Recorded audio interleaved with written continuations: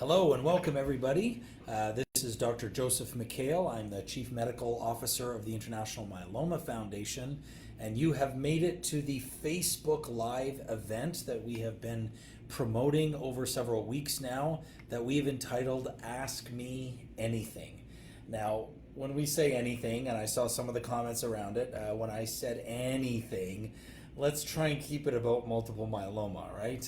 That's the plan today, is to spend the next half hour together thinking about myeloma. You know, I've had the privilege of being involved in myeloma for over 25 years now, and I don't know if we've ever had a more exciting time than right now in myeloma as we develop these new therapies, as people, thankfully, on the whole, are living longer and very often living better lives with less treatment or treatments that are easier on the system. And so with all of that happening, there are still so many questions that come up about new diagnostics and new treatments, and how do I face this disease, and with whom can I face this disease, and how long do I need to take this therapy? So I'm going to do my very best over the next 30 minutes to answer a lot of questions, because one of the things that the IMF believes in and has believed in for over 30 years is the value of the patient's voice. That you should have a voice, that you should be able to ask questions of your healthcare practitioner, that you should be able to ask questions in the right venue. And one of the ways we've tried to do this, not just here today in this Facebook Live, but is through a whole series of activities that we host over the course of the year. Our Sentinel activity is what we call a patient and family seminar. And if you're not familiar with a patient and family seminar, you should get aware of it. If you happen to be around or want to be around the Los Angeles area, August 18th and 19th, we're hosting our next patient and family seminar there, where a lot of the same kinds of questions that I'm addressing today, you have the opportunity to ask of the experts. And it's going to be hosted by the chair of our board and our chief scientific officer, Dr. Brian Dury. But joining him will be a whole series of extraordinary physicians like Doctors Abenour and Rajay and Vesio, as well as a member of our nurse leadership board team, Donna Catamaro, where we'll be able to dig deep into multiple myeloma. And so if you have the ability to join us in Los Angeles next month, please do so. If not, as we're going to be dropping in the chat box here shortly, we're going to see that there are multiple other kinds of educational programs over the course of the year. Things like the regional community workshops that we host. We host workshops that are focused within the African American community that we call Empower workshops. And if you go to events.myeloma.org, you can learn a lot more about that. So feel free now, as we get rolling here in a few minutes, to start sending in your questions. I want to thank the people that have already sent their questions in, because there's a lot of them, and I got to try to start working through them very quickly over the next little while. I should make one caveat that, of course, I always do, which is that although I practice and take care of patients, I am not your practitioner, and so it's hard for me to get into every detail of every question. And so we do very much encourage people, as we do provide resources and information to you, to follow that up with your healthcare provider, your myeloma physician, or your oncologist, someone on your medical team who can dive into these things a little bit more with you.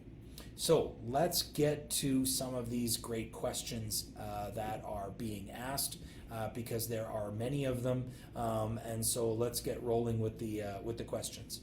So one of the questions that came in, and there are, as I say, so many of them, but one of them has to do with maintenance therapy, and this is something that I want to address because it really is a hot topic. Where the person said, "I have a question. What is the best duration of maintenance therapy?" So to be clear very quickly, when we use the word maintenance therapy, we typically are referring to people that have had some initial treatment for their myeloma, then an autologous stem cell transplant, and then we give them so-called maintenance to maintain the response that they've had thus far. We know, thankfully, over 90% of people, when they get their initial treatment and a transplant, get into a rather deep remission. We know that we don't cure myeloma per se, and so the disease can come back, so we think of it as going into remission, not cure, but it can go into remission for a long period of time.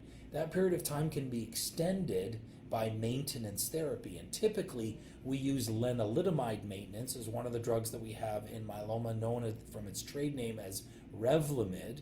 And we know that when we give that, when compared to giving nothing, that it can keep people in remission for longer periods of time. Interesting, this question is asked right now because just in the last few months, our colleagues from England, from the UK, had been doing a large study looking at really how long should we be staying on maintenance therapy. Because in some centers, they'd go out to about 2 years, but others, and typically here in the United States, we give it until the disease wakes up. And what this study showed was that staying on maintenance therapy in the longer term, beyond 4 years even, still had a benefit. Now, of course, we always have to balance this with the potential side effects that people have from maintenance. So if people are having side effects that can happen with lenalidomide, they need to discuss this with their provider. But typically, if people are tolerating the therapy well, we will, generally speaking, give maintenance therapy until such time as the disease wakes up. All right, here's another question where someone says that they were diagnosed just over the last 2 months, and I'm sorry to hear that that happened so recently, but I trust that your care is going well. And this person is being treated with Revlimid, with Velcade, and with dexamethasone, what's called the RVD regimen. Unfortunately has experienced some really low blood counts and had to have some blood transfusions, and is asking what suggestions or what I can suggest. Well, obviously, it's going to depend on circumstances, but I wanted to address this question. Even in my clinic here today, I was having a conversation with a patient around this same notion that we can see very low blood counts in multiple myeloma, meaning that we think of the good blood cells that our bone marrow makes. You know, I've joked sometimes, to make it simple, that makes white, red, and rosé. You know, white blood cells, red blood cells, and platelet cells. You know, red blood cells carry oxygen, white blood cells are kind of our immune system, and platelets are the ones that help us clot so that we don't bleed.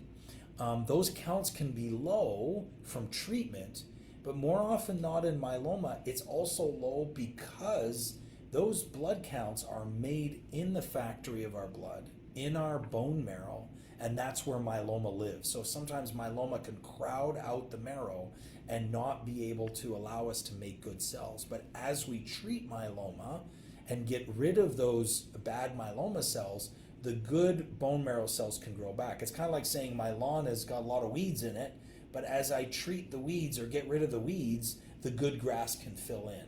And so sometimes people need transfusions. Sometimes they need what we call growth factors or drugs to boost the growth. But ultimately, typically, our cells will come back up as we respond to myeloma treatment.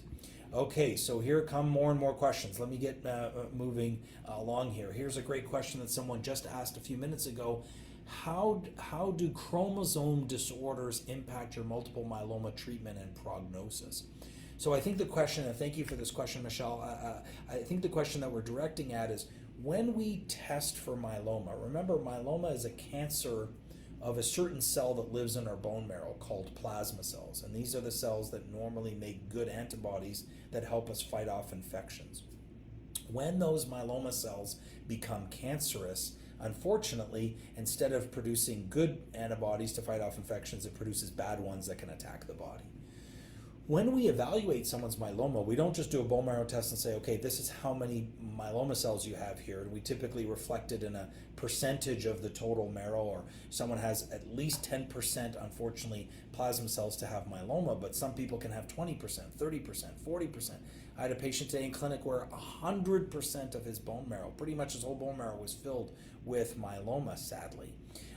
And yet, it's not just about the number. We then can evaluate the chromosomes, the genes of those very plasma cells, because we've learned that although all of myeloma is bad, as it were, we don't like obviously anyone to have myeloma, that certain forms of myeloma can be more aggressive than others. And we typically divide myeloma into two groups: those that have so-called high-risk myeloma and those who have standard risk myeloma. And that differentiation is typically made on the basis of those chromosomes. So there are certain things we know are associated with a worse prognosis that we put into that high-risk group. So for example, if people are missing a portion of chromosome number 17, that we sometimes call the 17p deletion, if they have extra copies of a certain part of chromosome 1, what we call 1q, if they have certain what we call translocations, where two pieces of chromosomes come together, like translocation 4:14 or translocation 14:16, all of those things we put into a higher risk category, and it may cause us to treat patients a little bit differently, perhaps more aggressively. By contrast, there are some other chromosomal abnormalities that may portend a better prognosis, as we call it, meaning it may be associated with a less aggressive form of myeloma, something called, for example, translocation 11:14. And specifically in that situation, we now have developed drugs that may be specifically helpful for that individual who has that, because when those two pieces of chromosome 11:14 are joined together, it upregulates a certain pathway that helps the tumor stay alive, and if we can damage that pathway, then the tumor will die. And so this is why people testing their what we call cytogenetics, or looking for cytogenetic abnormalities, or their chromosomes can be really important. So thank you for that question. It can influence our treatment, absolutely. Here's a great question. It says, how often should a patient have a bone marrow biopsy if no myeloma adverse events and their blood work is stable? You know, thanks, Steve, for a great question. This really depends on, every institution does things a little bit differently, but it depends on the patient's circumstances. Typically, the way I say it this way is, look, myeloma is not a simple disease. No disrespect to any other cancer, but sometimes, like in a lung cancer, I guess, you may just measure the size of it, and it's just one thing that gets followed as it gets shrinking down. Myeloma is more like a crime scene, frankly. This is the analogy I use in my clinic as I explain to patients what myeloma is a little bit like a crime scene. What I mean by that is it's not just one piece of evidence that tells you the story. It's often multiple things. So we look at, what does the bone marrow show? What does the M spike show, or the big bad protein that we can typically see in myeloma? Sometimes there's a smaller protein that we can also follow in myeloma called light chains. And there can be a series of things. We check people's blood counts, we check people's kidney function, we check people's calcium. All of these bits of information point in the direction of, is someone's myeloma under control? Are they responding to treatment? And thankfully, most of this can be done by blood work. So we try to do most of our routine follow-up of patients, in addition to seeing them and talking to them about their signs and symptoms, doing a physical examination, we follow their blood work. But sometimes we do have to repeat bone marrow tests, either because the blood work doesn't look right, or sometimes there are forms of myeloma where it's hard to follow the myeloma in the blood work. Some centers just say, look, once a year we want to check your bone marrow because that's really where the myeloma is housed, the headquarters of it. I tend not to do a bone marrow just routinely unless it's part of a clinical trial protocol or something. I typically will do a bone marrow when there's evidence that the disease is regrowing again, as opposed to just doing it repeatedly. Here's another great question. Are the side effects of lenalidomide cumulative? That's a great question, and of course drugs respond differently in different patients, and different patients have different adverse reactions. There are things that are a little bit more common with lenalidomide, that people can feel fatigued, people can experience diarrhea, people can experience muscle cramping, it can increase the risk of getting blood clots, and it can increase the risk of infection, specifically by dropping white blood cell counts. Generally speaking, it's not so much that we think of them as cumulative, but there is a component to it. As people are on the drug longer term, some of those things, namely the diarrhea, the cramps, and the low blood counts, that can pick up over time, meaning that can get worsened over time. There is also a potential risk of developing another cancer while on lenalidomide, although we know that all myeloma patients, unfortunately, are at risk to some degree of a second cancer, but that can be increased with lenalidomide. So this is one of the reasons why over time we may have to dose reduce the lenalidomide and sometimes even discontinue it if those side effects continue to be a problem. Wow, lots of questions are really pouring in, so I want to speed up my answers so that I can get to them quickly. Oh my goodness, we've just got a whole wave of them coming in now. What are the possibilities after a Abecma CAR T relapse? So Abecma or ide-cel is one of the two approved regimens we have for CAR T cell therapy, where you take T cells out of patients, manufacture them such that they can recognize their myeloma and give them back to patients. Thankfully, it's a very, very effective therapy in the majority of patients, and it can last a long time, but sadly, most patients still relapse. So we are looking at other options after that. Very often now we look at bispecific antibodies, these drugs that sort of have two arms. That's why they're called bispecifics. They hold on to the myeloma cell, but they also reach out to a local T cell and engage it. And we are learning that we can use bispecifics after CAR T, like in this question. And sometimes we actually even go to a different CAR T, and we are developing CAR Ts that work differently than these first two CAR Ts that we have. So there are options there. And lastly, we sometimes go back to the traditional therapies. This great question from Beth. There are some therapies that we can go back to, even if someone has had them in the past, because they haven't had them for a long period of time. Okay, here comes another question. How do you test and follow up for transplant for remission when lytic lesions was a qualifying factor? We do look at bone disease and myeloma, and again, I don't want to oversimplify things, but unfortunately myeloma, when these bad plasma cells grow, they can go and occupy different bones and create little holes. And as we treat myeloma, we want those holes to fill in again. But sometimes they don't fully fill in, or sometimes they leave, if you will, kind of a scar there. And so it's always very important to be careful how we think of bone disease. Now with the newer techniques of using PET scans, it has been a little bit more helpful and effective for us to be able to know, is this true active bone disease? Is this because there are plasma cells in that bone growing and growing, or is it just some of the damage that they've left from before? And so that may be helpful in making that discrimination. One person says, I'm post-transplant and on maintenance with Darzalex Fast Pro, and I'm getting IVIG infusions. My heart rate is dropping into the 30s after infusions. Is this normal? Again, I think this is something you need to bring to your provider to be more specific. It's not typical that we see that degree of drop. It partly depends on what your baseline heart rate is.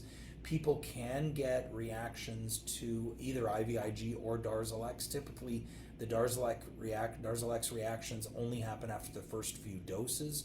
So this is something I think should be discussed. The next question is, should daratumumab dose be scaled to body weight? When we're giving the drug intravenously, we do, but typically now that when we give it subcutaneously or in the skin, it's a flat dose. There are some situations we make adjustments when people are very light or people may be very heavy, but in general, we don't base on weight the dose of subcutaneous daratumumab. When do you stop frontline therapy? Based on what labs? Well, great question, Paul. It depends on which of those labs from the crime scene that I described that speak to your myeloma. And we are learning that if patients, for example, are not going to transplant and they go on to a regimen, very often something like Darzalex or daratumumab plus lenalidomide or Revlimid, often we've learned that if they're tolerating therapy well, it's actually best to stay on it until the disease wakes up again. Those labs that we follow ensure that we know that the disease is in remission before it wakes up. And so we are trying to develop stopping rules for myeloma. If there's one thing I'd love to do is give my patients nothing, right? That's my favorite therapy. I joke and say nada is my favorite drug, meaning I would love to be able to stop. And we are looking at ways, and this is part of the research agenda of the IMF that Dr. Dury leads, in trying to appreciate what we call MRD negativity, or minimal residual disease negativity. Can we get someone to the point where there's so little myeloma left in their body that we don't need to keep treating, that we can stop? And we're trying to figure out the best scenario to be able to do that, but we're not there just yet. Just joined. My husband had a transplant in 2020, is still in complete remission. How long do they use Revlimid maintenance? I addressed this a little bit earlier in the talk, but I think right now the best evidence we have is to remain on Revlimid maintenance until such time as the disease comes back, or of course if someone is experiencing side effects that they can't tolerate. Are there any trials that target no treatment when myeloma is stable to limit the terrible side effects of treatment to improve patients' quality of life? Thank you, Jeff, for this. Absolutely. As I just said, nada is my favorite therapy in many respects. And I do think one of the benefits, for example, that we see now of CAR T-cell therapy, that when we give CAR T-cell therapy to the majority of our patients now, they get this very intense, but they get this treatment once and then they go on nothing. Typically, we're not giving maintenance after CAR T. There may be some patients with time in whom we'll develop a protocol for that, but that is absolutely part of our agenda. We would love to have periods of time off of treatment. Every patient would like to be off of treatment. I think of something like hypertension, right? High blood pressure. We haven't cured high blood pressure, and people have to stay on it, like myself, on blood pressure medication indefinitely. But thankfully, most of the treatments we take don't impact our quality of life. We want to be able to find ways to reduce the burden of treatment that patients have, and maybe even stop it in some of them. Here's someone who says they just celebrated the 11th anniversary after transplant. Congratulations, Itzhak. We're very happy for you. On the third regimen, now on DKD, so daratumumab, carfilzomib, dex, but numbers might be creeping up. From your experience, what is the value practically of trying the other leg of Kyprolis regimen, KRD? Well, we know that Kyprolis or carfilzomib is a very potent agent, especially if someone has not been treated with it before, which sounds like that may be the situation here. And one of the benefits of the drug is it can combine quite nicely, either with Revlimid, as you've mentioned, or with daratumumab. And so it really depends on what you've been treated with before, what the disease might be resistant to. But when we look even at our International Myeloma Working Group, or IMWG guidelines, we point to those two, amongst others, regimens being very reasonable to choose depending on what we call lenalidomide resistance, meaning has the disease ever grown on Revlimid? If so, then probably better to avoid Revlimid. But if not, then it can be used. Here's a great question from Reggie. Would you say we're at the point of a cure with the new age medicine? I'm cautious to use the word because I don't want to create false hope. On the other hand, I don't want to shy away from the fact that, as I mentioned earlier, 25 years of myeloma, research that I've been involved with, I've never seen a more exciting time than now. The response rates we're seeing with CAR T-cell therapies, the prolonged response rates from CAR T-cell therapies and these bispecifics, the way that we can now use the immune system to attack a patient's myeloma is really remarkable. And so I'm cautious, as I say, to use it because, of course, the word cure means different things to different people. Cure in my mind means we give a defined treatment to a patient and then they're truly off treatment and they don't have to think about the disease again. I'm not sure we're quite on the verge of that, but I think we are controlling the disease much better. We're giving people more quantity and quality of life, and I hope before long we can really start to use the word cure. And that's been the goal of the IMF, and that's truly our mission, is to seek a cure for myeloma, and until we seek a cure, to support patients and their care partners in the myeloma community throughout. Okay, I have 6 minutes left and more questions coming in, but thank you for all these great questions. Another question says, my mother's on Pomalyst and doing infusions, and she's been on partial remission for the past few years. How effective would you say the method is? Well, Reggie, when we think of efficacy of a method, it has partly to do with how deep the response is, meaning how well the numbers go down, how much we've reduced the burden of myeloma, but also how long it lasts. We always think that the deeper means the longer, but some people don't get a very deep remission, but they actually stay in it for a long period of time. So if someone's been on a treatment that has lasted 3 years, that's usually a sign that it has actually been controlled well. And someone says, I've had this for almost 14 years and I still haven't had treatment yet. there are smoldering forms or precursor forms of myeloma, and I'm very excited to hear that, Mackenzie, that you haven't had to have treatment yet. You're still on my favorite drug, NADA, as I've said, and I really hope that you're able to stay off treatment for even longer period of time. Here's a question from Scott. Being newly diagnosed, I'm given the option of either the standard 4-drug regimen, DVRD, versus clinical trial of DRD, not using Velcade. Any comments on this choice? It's tough, I think you have to look at your individual situation, discuss it with your provider. I think we are seeing that when we combine drugs together, we do see better outcomes, as it were, meaning that people get deeper responses, and we are moving towards 4-drug regimens, but that's not necessarily for absolutely everybody. There are still some contexts in which we can use 3 and avoid perhaps some of the toxicity from the 4th drug, in this case the bortezomib, and so I do think it is worth having that discussion. It's hard in this context to be much more specific than that, but we design clinical trials with a patient's best intent at heart, to know that we want to be able to give enough drug to control the disease but not too much. Here's a great question from someone we know. My husband's blood work looks good with no sign of cancer over 2 years. Doesn't make sense to take frequent breaks from Revlimid so the cancer doesn't become resistant to Revlimid.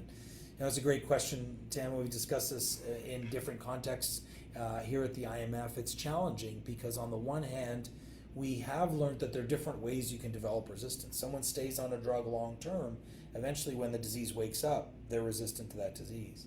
But we've also learned that if we expose the disease to a drug and stop it and restart it and stop it and restart it, and we've done a lot of this work, some great work was done by my colleagues at Mayo Clinic when I was there on this subject, that it can actually breed resistance more quickly. And so it's a balance. It's hard to know in any one patient exactly how long someone needs to be on treatment. We know that in general, when someone is on treatment, they're going to stay in remission longer, but it's a very tough balance, and I appreciate that question because it's not a simple one to answer. Here's a question: is Velcade the only treatment that causes neuropathy?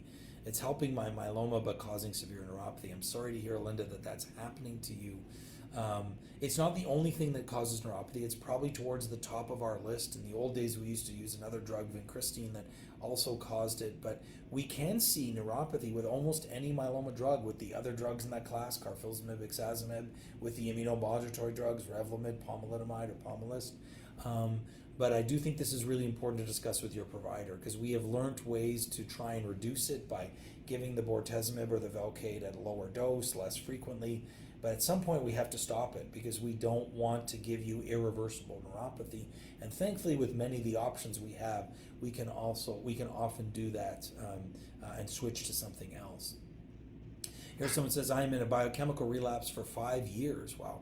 Should I ask for a bone marrow biopsy to see the percent plasma cells, or still stay waiting and watching? It's a great question, Diane. I think a lot of it has to do with is the test going to change what you do?